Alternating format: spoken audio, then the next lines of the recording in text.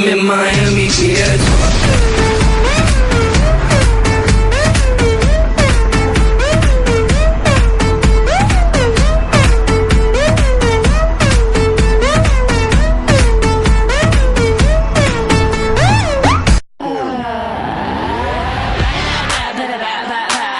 Your mouth with your blah blah blah. Zip your lip like a padlock. And meet me in the back with the jack of the juke.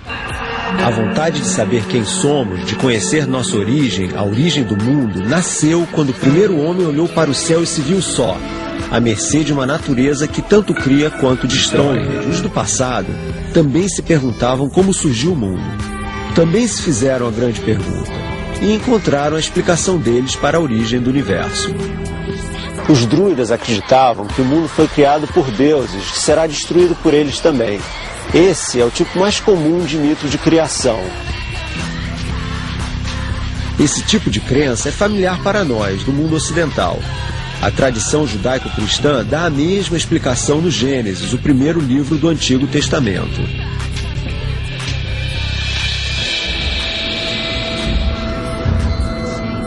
Existem outras culturas que acreditam que o mundo foi criado por vários deuses, como os babilônios e os egípcios.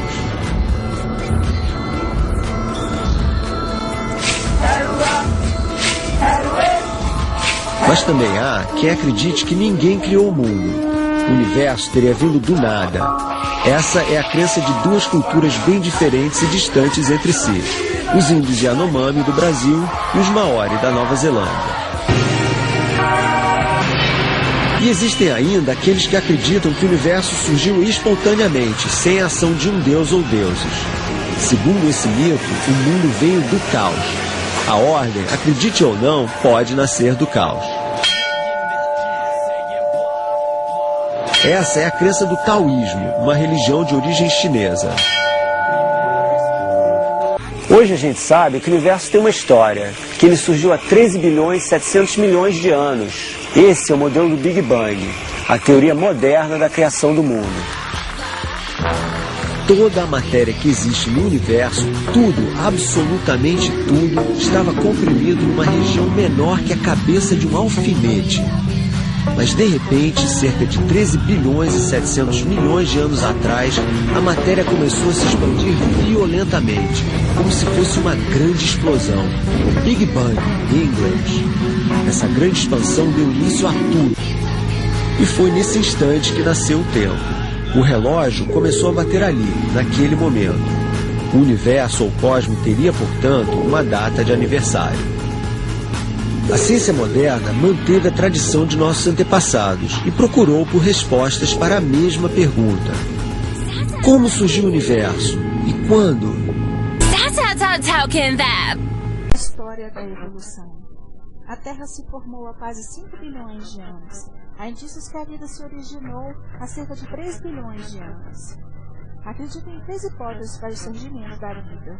A biogênese dos seres vivos surgindo a partir da matéria não viva. Biogênese, os seres vivos são originados de outros seres vivos. Evolução química, com reações químicas dos gases da atmosfera teriam resultado em compostos orgânicos simples. O passo mais importante foi o aparecimento de moléculas que se autoduplicavam, produzindo cópias de si mesmas. Por haver sido pouco depois deste estágio que criaturas simples como bactérias deram lugar aos primeiros fósseis. Naquela época, a maioria dos vivos animais havia aparecido. A Terra foi colonizada pelos vertebrados há aproximadamente 250 milhões de anos por peixes como batatas lobuladas e pulmões, depois por anfíbios e por vários tipos de répteis. A evolução do homem. Os primatas experimentaram um processo de adaptação que começou no Paleoceno, há cerca de 65 milhões de anos.